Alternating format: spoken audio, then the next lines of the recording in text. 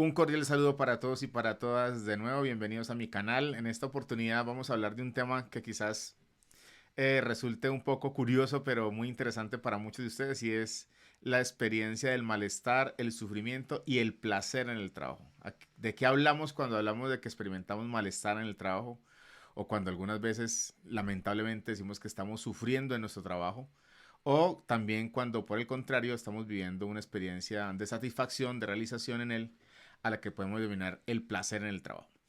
Aquí entonces voy a hacer referencia a un marco conceptual en el que hemos venido trabajando hace algunos años. Es un marco conceptual denominado las clínicas del trabajo.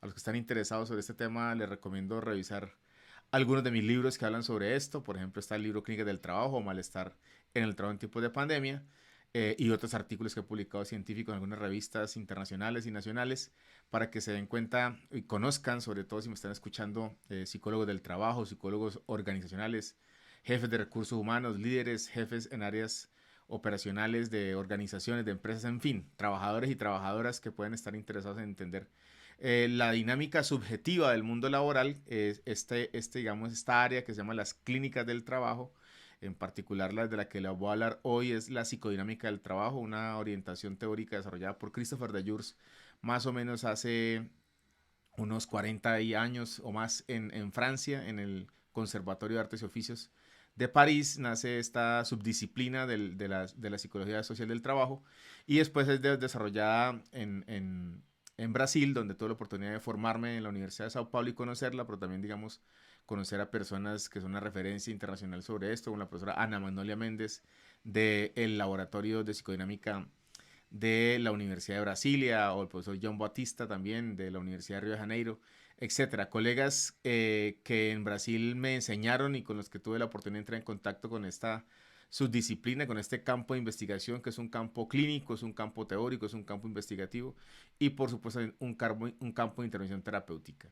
En América Latina es un fenómeno creciente. Estamos apenas comenzando a desarrollarlo. En Brasil lleva más de 20 años. Apenas en América Latina estamos comenzando a hacer, digamos, trabajos de investigación y publicando literatura especializada alrededor de esta área de la psicología del trabajo que se encarga de estudiar el malestar y el sufrimiento en él.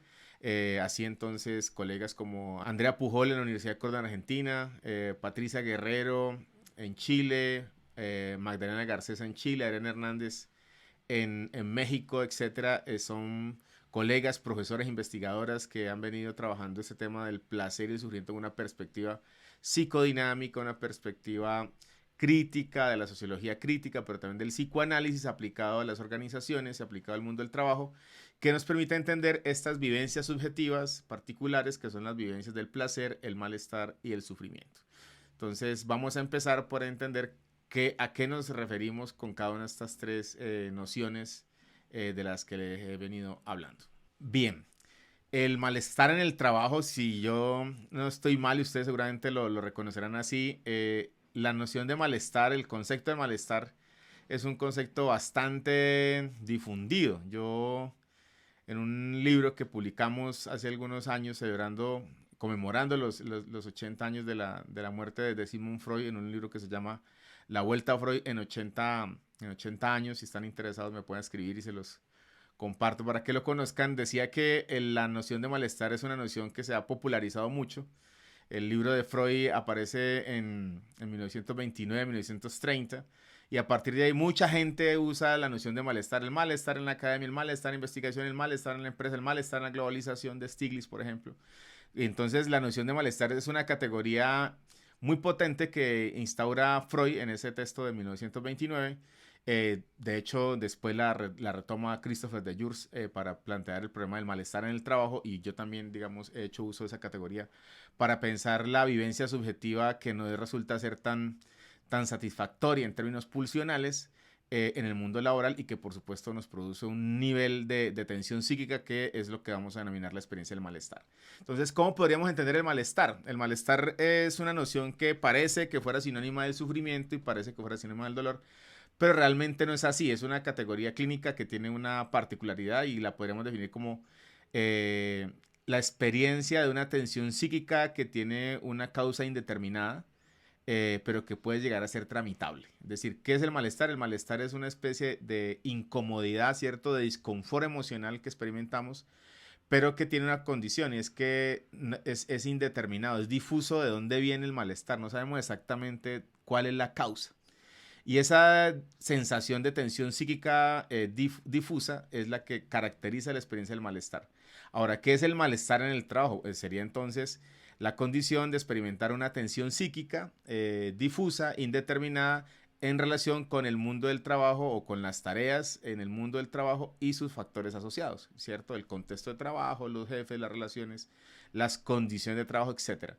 Entonces, cuando hablamos del malestar en el trabajo, estamos hablando de una experiencia subjetiva que no es cómoda, que no es agradable, genera disconfort, genera incomodidad emocional, nos desgasta emocionalmente, hay un costo emocional de experimentar el malestar y es que nos coloca en función de lidiar con él para intentar deshacernos de esa experiencia emocional, pero tiene una condición, dos condiciones particulares tiene el malestar que lo hacen relativamente tramitable. Primero, que es de baja intensidad, el malestar no es una cosa tan intensa, y se puede hacer. Y segundo, pues haciendo un poco de esfuerzo y hablando, ¿cierto? Siempre vamos a ver que las cosas subjetivas tienen un vehículo de tramitación que va a ser la palabra. Entonces, hablando un poco, uno se puede deshacer de la experiencia del máster. Ah, ya entendía, le hablo a un amigo, le hablo a un compañero, le hablo al psicoanalista, le hablo al psiquiatra y pasando por la palabra, la experiencia de malestar, es fácil que ella sea tramitada y que sea fácilmente superada.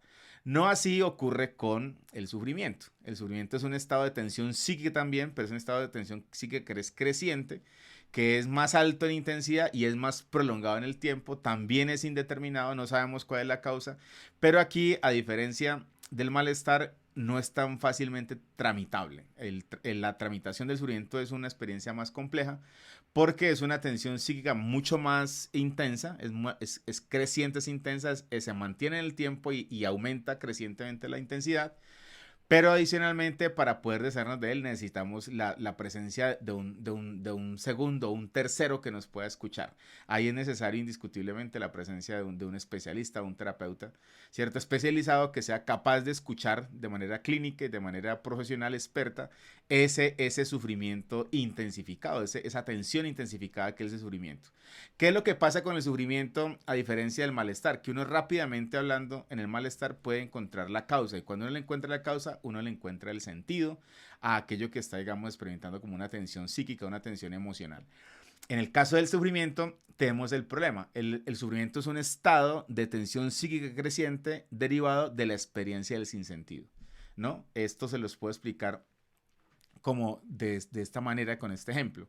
Cuando nosotros experimentamos una pérdida emocional, lo primero que pasa es que lo que nos hacemos es preguntas. ¿Qué pasó? ¿Por qué pasó? ¿Cierto? ¿Qué ocurrió aquí? O como si, para citar el clásico de Perales, ¿cierto? ¿Y cómo es él? ¿En qué lugar se enamoró de ti? ¿De dónde es? ¿A qué dedica el tiempo libre? Estas no son sino preguntas que lo que están procurando es que ante una pérdida afectiva, lo que uno intenta es, para poder reducir el nivel de tensión psíquica, lo que uno intenta es encontrarle sentido. Es decir, las preguntas son un intento de arrastrar información sobre lo que ha ocurrido para poder encontrarle sentido o ingresar esa experiencia en una estructura de sentido. Ah, ya sé, se fue porque yo estaba, ¿cierto?, en tal cosa, se fue porque estaba molesto, se fue porque yo no, ya no satisfacía sus expectativas, se fue porque hubo alguien que le prometió algo más que yo. Es decir, uno siempre está en la experiencia de sufrimiento, como es tan intensa la tensión es muy, se intensifica cada vez más, lo que estamos es todo el tiempo ante la expectativa de una posibilidad de un dispositivo que nos permita reducir esa tensión, pero por sí mismo no es posible. La gente generalmente cuando está en sufrimiento tiene que apelar a un tercero, tiene que apelar a la ayuda profesional. ¿Por qué? Pues porque si fuera fácil tramitar el sufrimiento por uno mismo, pues no necesitaríamos los terapeutas, no necesitaríamos los psiquiatras, precisamente porque hay un obstáculo para uno mismo. ¿Por qué? Porque quizás la fuente nuclear, el hueso duro determinante del sufrimiento es una causa que es de carácter inconsciente. Y como es una causa inconsciente, el propio yo no es capaz de dar cuenta de ella. Entonces uno no es capaz de autocurarse en ese sentido. Necesita alguien que le sirva, ¿cierto?, de terapón, de terapeuta, alguien que sea capaz de acompañarte en la travesía, de restituir esa causa, de darte cuenta de cuál es la causa que te produce esa tensión psíquica tan alta que te produce una dimensión, digamos, de descompensación, de desorganización, que esa es la diferencia del sufrimiento con la diferencia en relación con la experiencia del malestar.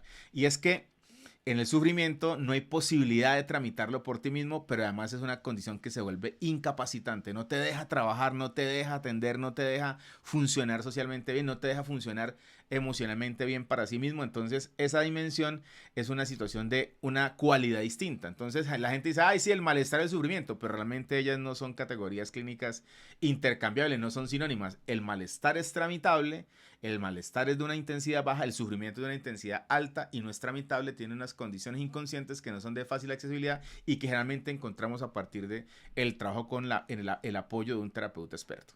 Ahora bien, viene la tercera categoría, que es la categoría del dolor.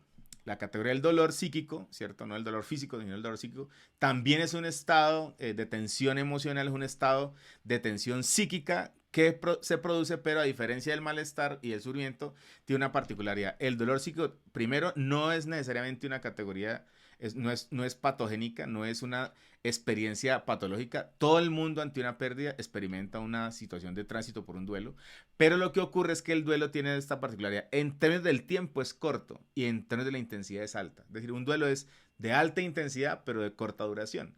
En cambio, un malestar es de larga duración, pero de baja intensidad. En cambio, un sufrimiento es de alta intensidad y de alta duración. Entonces, si usted los mira en el eje intensidad con tiempo, ellos son tres experiencias distintas.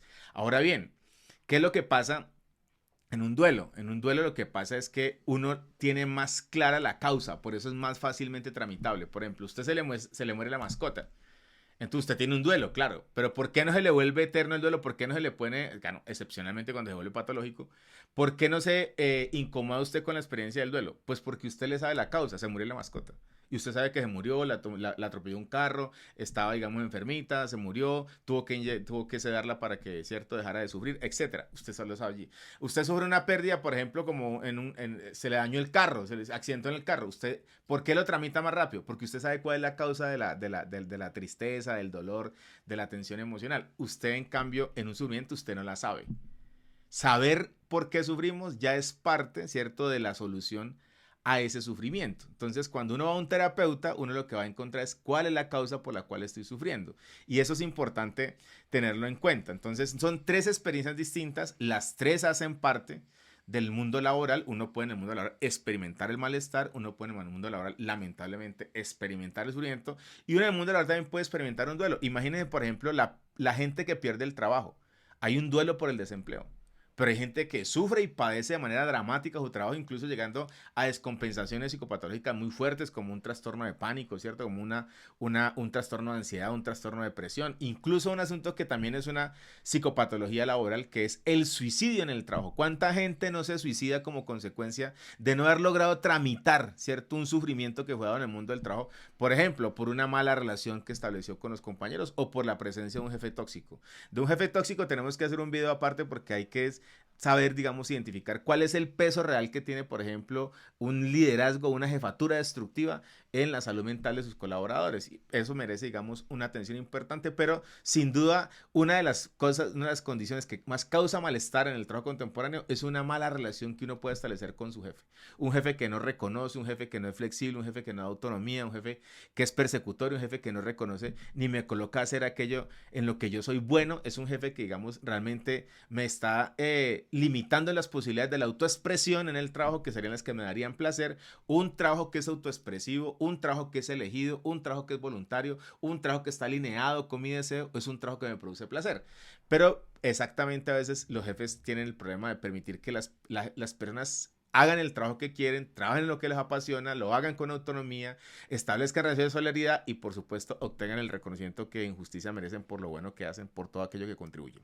Entonces, el asunto del malestar está muy presente en el mundo del trabajo, pero también el sufrimiento. Hay situaciones con un jefe que se viven de manera tan agobiante que llevan el sufrimiento, y hay situaciones tan agobiantes y tan incapaces de ser tramitadas por alguien porque no tuvo los recursos, porque no tuvo la red social, porque no tuvo el profesional que lo escuchó, que llevan incluso al suicidio en el trabajo. A propósito de esto, les recomiendo una película, después haré un video sobre el suicidio en el trabajo, que me parecería interesante entenderlo como una forma, digamos, extrema de un sufrimiento intensificado no tramitado. Una película española muy, muy, muy interesante que plantea este tema a propósito, digamos, de que en el 98 en Francia hubo una oleada de suicidios en Telecom France. y que llamó la atención sobre cómo el suicidio también era posible en el mundo del trabajo. La película se llama, y se la recomiendo, se llama La punta del iceberg, para que la vean, una película española muy bien hecha, con un guión muy bien establecido que muestra la dramática del sufrimiento intenso en el trabajo que lleva incluso a la condición del suicidio. Bien, si ustedes me han escuchado aquí, entonces estoy haciendo una elaboración conceptual de el malestar no es lo mismo que el sufrimiento, y el malestar no es lo mismo que el dolor, y estas tres cosas, ¿cierto? Obviamente no son la misma, comparten una condición que es la de el placer. El placer entonces, ¿qué es? El placer es el reverso del malestar, el sufrimiento y el dolor. Si el sufrimiento, el dolor y el malestar tienen como eje central que es una experiencia de tensión psíquica, el placer, por el contrario, es una experiencia de distensión psíquica. Experimentamos placer cuando, ¿cierto?, reducimos el nivel de tensión al que podemos tener expuesto nuestro aparato psíquico como consecuencia de enfrentar desafíos en la relación con los otros, en el mundo del trabajo o en cualquier actividad que estemos desempeñándonos. Entonces, el placer va a ser una experiencia satisfactoria, pero en este caso, digamos, es satisfactoria a nivel pulsional. ¿Qué significa esto? Es satisfactoria en relación con aquello que nos empuja a la acción, ¿cierto? Y que nos permite dirigirnos a aquellas cosas que nos resultan realmente realizadoras, sublimatorias, por ejemplo, hacer lo que yo quiero, pintar un cuadro, bailar, pasear, dibujar, etcétera. Cuando yo logro hacer eso, ¿cierto? Eso que me permite el placer, realmente me permite tener placer es porque ya es una experiencia de distensión psíquica, como lo es, por ejemplo, en la experiencia digamos, del acto sexual. El placer es exactamente eso, es un estado, digamos, en el que alcanzamos el máximo de tensión y después hay una distensión. El placer es precisamente el segundo, en el que, exactamente el segundo después en el que comenzamos a pasar la curva de no retorno, ¿cierto? En esa tensión emocional, ¿cierto? Y orgánica que estamos viviendo en un orgasmo y que después, el orgasmo es la experiencia de la distensión después de que hemos cargado, ¿cierto? De tensión el aparato psíquico y el aparato biológico. Entonces, lo que nos va a dar placer es cualquier experiencia, cualquier situación, cualquier relación, cualquier condición que nos permita la experiencia de la distensión, estar, ¿cierto? Distensionado, no estar tenso, no estar rígido, no estar excesivamente preocupados por algunas cosas. Pero en este caso, en el mundo del trabajo, es aquello que nos va a permitir la experiencia del placer. Ahora les voy a decir cuáles son exactamente algunas que nos van a permitir el mayor nivel de placer y por el cual vamos también no solamente a querer conservar el trabajo, a tener mucho más vigor, sino también a, digamos, experimentar mayor nivel de salud mental. Ahora bien, entonces, entrando ya en el tema central, ¿cierto? Que es qué nos produce malestar en el trabajo y cómo podríamos hacer algo para evitarlo. Entonces voy a decirles lo siguiente. Lo primero que hay que entender es que trabajar es más que ganarse un salario. Trabajar es mucho más que esa función económica y productiva que él tiene, que sin duda la tiene. El trabajo es una actividad productiva, sin duda es una actividad económica, sin ninguna duda. Pero el trabajo no se agota ahí. Para los psicólogos el trabajo es mucho más complejo que eso. Quizás para un economista trabajar sea una actividad productiva y económica, sin duda. Yo no entiendo que él es un economista. Pero para los psicólogos trabajar comporta una serie de dimensiones psicológicas, sociales y también psicodinámicas mucho más complejas, ¿cierto? Que solamente el hecho de ganarme un salario, el hecho de participar de una actividad productiva que sin duda es importante, pero no se agota ahí. Trabajar es mucho más que ganarse un salario en el sentido de que en el trabajo nos construimos una identidad, construimos unas relaciones, nos articulamos socialmente, construimos y pautamos un cierto ritmo de la existencia, ¿cierto? Uno trabaja y antes de trabajar va al gimnasio, trabaja y después de trabajar va, ¿cierto? Al tiempo de descanso y la familia, es decir, el trabajo es un eje vertebrador de nuestras relaciones sociales, el trabajo es una condición incluso central, no solamente en nuestra subjetividad, porque nos permite, digamos, también la función de la sublimación, sino porque también el trabajo tiene una centralidad social, y es que la mayoría de nuestra actividad, el tiempo social está pautado alrededor del trabajo en la sociedad contemporánea, ¿cierto? Entonces, hay una condición allí importante, y es que si el trabajo te permite construir una identidad, si te permite sentirte satisfecho de sentir que perteneces a un todo más grande, si te permite sentirte satisfecho de sentir que construyes una idea de sí a través de la cual eres reconocido a través de los otros, por ejemplo, construir una identidad no solamente personal, quién soy yo, sino social, quién soy yo para los otros,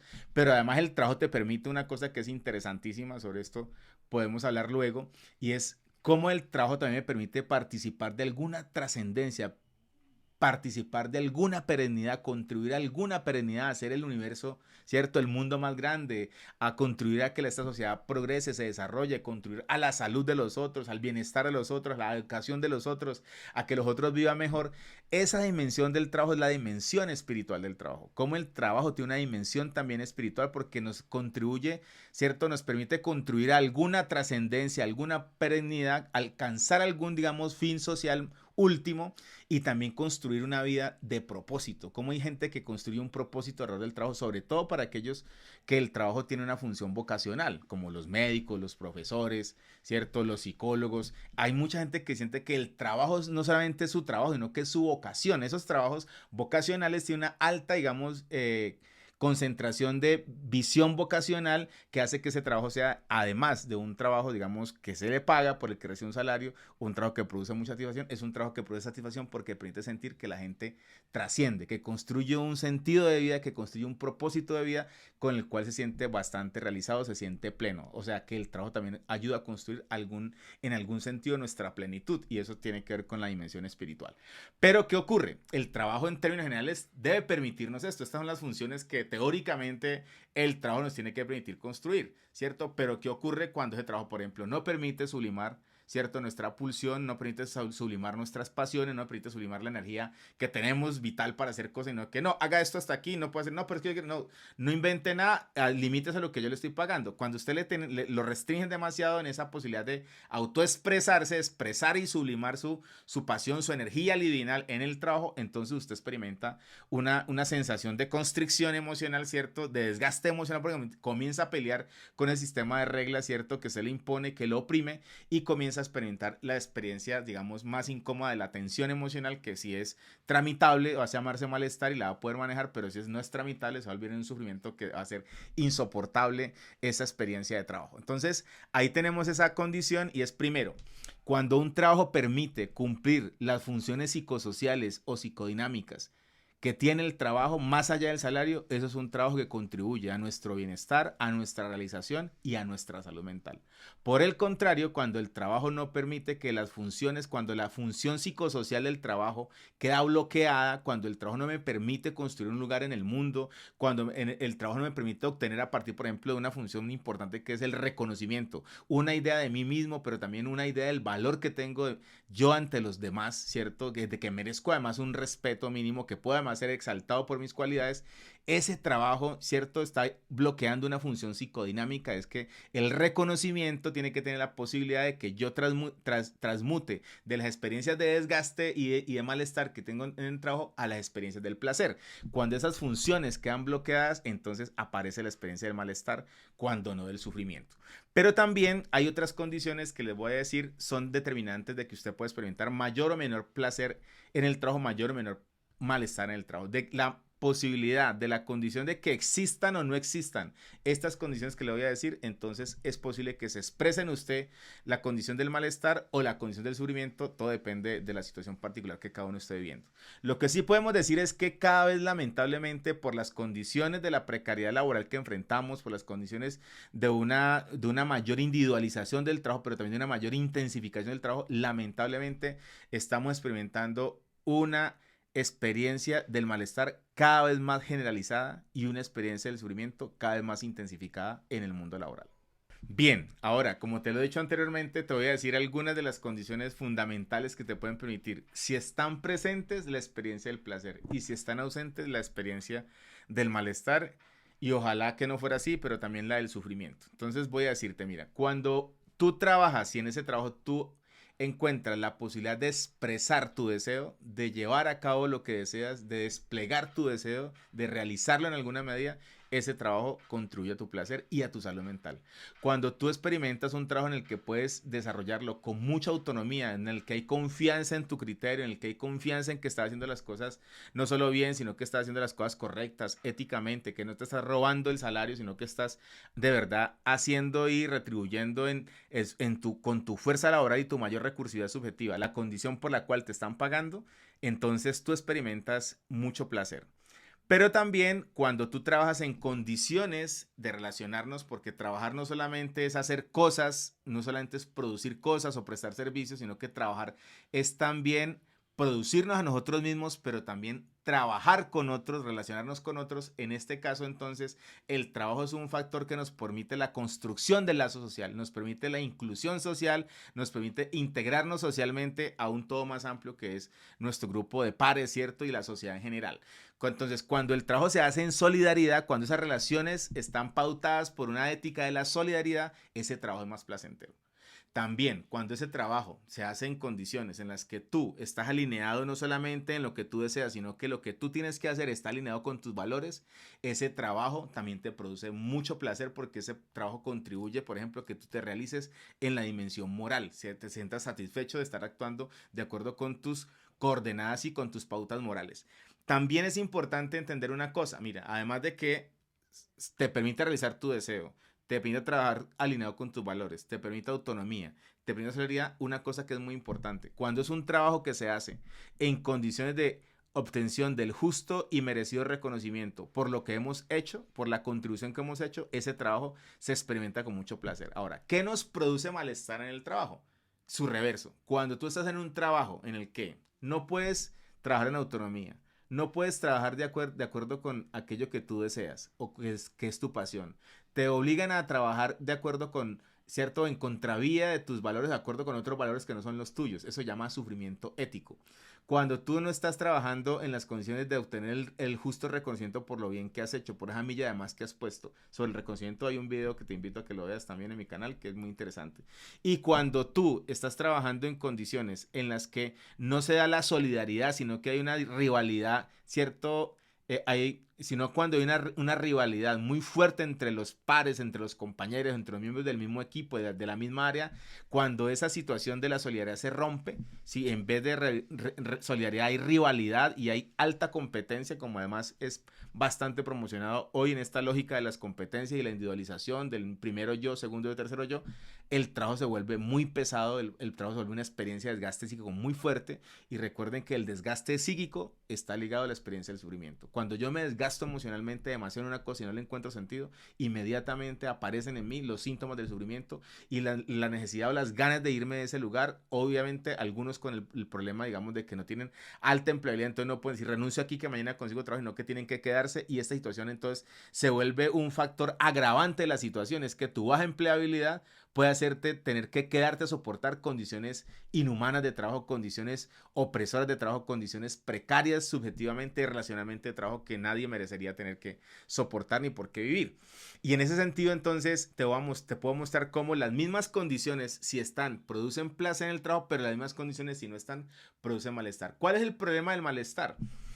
Que cuando ese malestar no es tramitado, que cuando el sufrimiento no es tramitado, produce un efecto y es la descompensación psicopatológica. Cuando nosotros sufrimos en el trabajo, cuando nosotros experimentamos un malestar que no es posible de ser superado, cuando por más que disponemos nuestra inteligencia personal o la inteligencia colectiva con los pares e intentamos reorganizar el trabajo, ese trabajo no se reorganiza, ese trabajo no altera sus condiciones, ese jefe sigue siendo el jefe que es y es un jefe déspota que no reconoce, que no permite, digamos, la expresión de uno como individuo, ¿cierto? Autónomamente y originalmente, auténticamente en el trabajo, esas condiciones asociadas al liderazgo, a las condiciones de trabajo, como las condiciones ambientales, a la organización del trabajo, como por ejemplo su ritmo, su jornada, etcétera, esas condiciones cuando a pesar de que producen malestar o sufrimiento, no pueden ser alteradas, esas condiciones se vuelven una situación de riesgo para ya no solamente la experiencia del malestar, que es tramitable, sino para la experiencia de la descompensación psicopatológica, que es grave,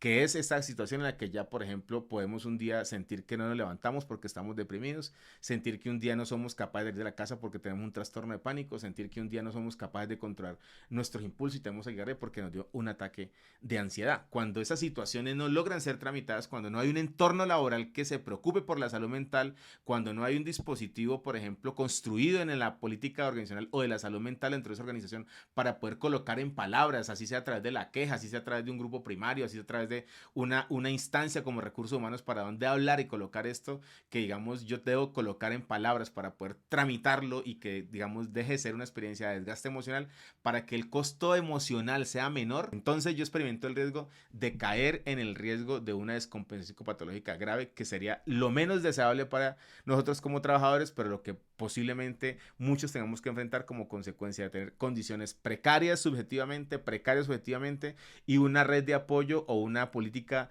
en la organización débil que no está en pos de proteger, de cuidar y de promover la salud mental en el trabajo. Bien, espero que te haya quedado entonces claro hasta ahora cuáles son los factores que te pueden producir malestar y cuáles te pueden producir placer en el trabajo. Espero que los tengas bien identificados. Te invito a que te hagas la pregunta, una especie de checklist ahí. Bueno, ¿cómo estoy en la realización en mi trabajo? ¿Qué tanto estoy alineado con mi deseo? ¿Qué tanto estoy haciendo aquello que yo deseo? Por ejemplo, aquello que para lo que yo estudié. ¿Qué tanto estoy en un trabajo que me permite la solidaridad con mis jefes y con mis compañeros? ¿Qué tanto estoy en un trabajo en el que siento que soy reconocido con justicia en la medida en la que lo merezco? ¿Qué tanto estoy trabajando en un lugar en el que estoy haciendo las cosas alineadas con mis valores? ¿Qué tanto estoy trabajando en un lugar donde además experimento mucha flexibilidad y mucha autonomía? Estas preguntas te las invito a que las hagas para que hagas un balance y tomes decisiones, ¿no? Y pienses de pronto, bueno, quizás no estoy en el mejor lugar en el que podría estar, o este no es el lugar que yo quisiera permanecer más tiempo, este lugar se está volviendo riesgoso para mí, es un factor de riesgo para mi salud mental, y que eso te permita tomar decisiones. Obviamente no vayas a ser apresurado, hay que ser prudente, estas decisiones de mantenerse o irnos del trabajo tienen que ser pensadas, maduradas. Te invito a que consultes a un profesional experto que te pueda ayudar, ¿cierto? A tomar decisiones que sean, digamos, con juicio, razonables, para poder que, digamos, no te vayas a exponer a una situación de innecesaria vulnerabilidad laboral.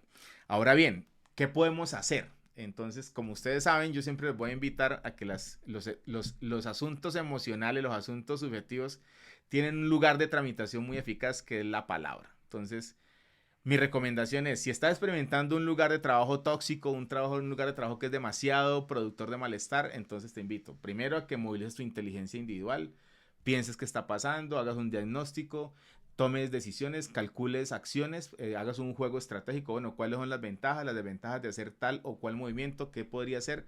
Que te tomes en serio esto, porque está en juego tu salud mental y es importante entonces que tomes cartas sobre el asunto, no lo dejes pasar, porque no hacerle caso es lo que después se vuelve un problema peor, y es que entonces un día encuentras que no eres capaz de levantarte de la cama y ir a trabajar porque superaste tus defensas, ¿cierto? Tus defensas perdieron eficacia y ya no eres capaz de levantarte más. Entonces, antes de que el momento crítico llegue, yo te invito a que lo tomes carta en el asunto, que pienses, que si es necesario vayas a un psicólogo, vayas a un psicoanalista, vayas a donde alguien en el que tú confíes, en el que puedes hablar, ¿cierto? Que te genere la confianza para poder colocar ese tema sobre la mesa y poder hablarlo con la seriedad y la profundidad que él merece.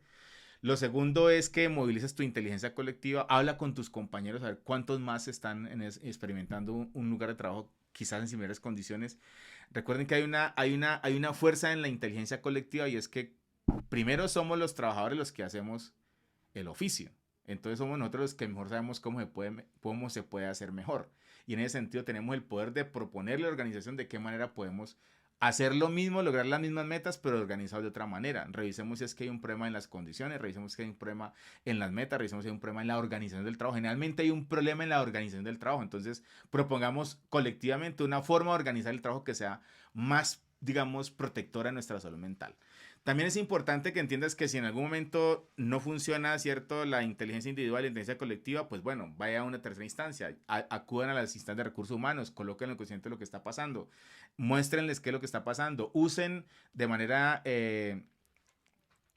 estratégica los informes que tienen que ver con la salud mental de recursos humanos, con los indicadores de riesgos psicosociales, para que recursos humanos sea capaz de, a partir de eso y de su supuesta preocupación, de su área, digamos, de salud ocupacional, pues le coloque cuidado a esa situación que posiblemente está oprimiendo un determinado grupo de trabajadores, y lo cual sería injusto tener que soportar y mantener. Entonces ahí también está recursos humanos. Si esas condiciones ¿cierto?, laborales no funcionan, la inteligencia tuya, la inteligencia colectiva de recursos humanos, pues bueno, ahí está la otra opción, es que también apeles a colocar esto, a tramitar esto, este malestar, este sufrimiento quizás y ojalá que no sea así, en manos de un profesional, ¿cierto? Colocar temas de un profesional para que esto sea posible de ser hablado con ellos, de ser hablado con un psicólogo, con un psicoanalista, con un terapeuta, cualquiera que sea su orientación, con un psiquiatra si es el caso, para que tengas la orientación profesional adecuada, la correcta y la, digamos, experta para poder que puedas tomar decisiones que te permitan reconstruir y que te permitan reconstruir tu salud mental y te permitan tener una experiencia de bienestar subjetivo prolongado en el trabajo. Bien, si te ha gustado este contenido y crees que le podría servir a alguien, te invito a que le des like, a que te suscribas en el canal y a que lo reenvíes. Les recuerdo además que hay un video muy relacionado con este que acabo de hacer para ustedes, que es el video del reconocimiento en el trabajo más que la foto del empleado del mes. Los invito a que lo vean porque es un video en el que profundizo un particular aspecto que puede producir mucho malestar y puede desestabilizar nuestra salud psíquica, que es el tema del reconocimiento. Todos merecemos y necesitamos ser reconocidos y cuando no obtenemos la posibilidad de satisfacer la necesidad, experimentamos mucho malestar en el trabajo y a veces descompensaciones psicopatológicas. Entonces los invito a que vean ese video y a que me sigan en mis redes sociales. Recuerden que tengo Instagram, TikTok y también estoy en LinkedIn. Si a alguno le interesa el contenido pueden verlo allí en esas redes. Y los invito a que miren mi feed, a que visiten el feed de Instagram, donde hay bastante contenido de valor asociado con esos temas del mundo del trabajo y la subjetividad laboral.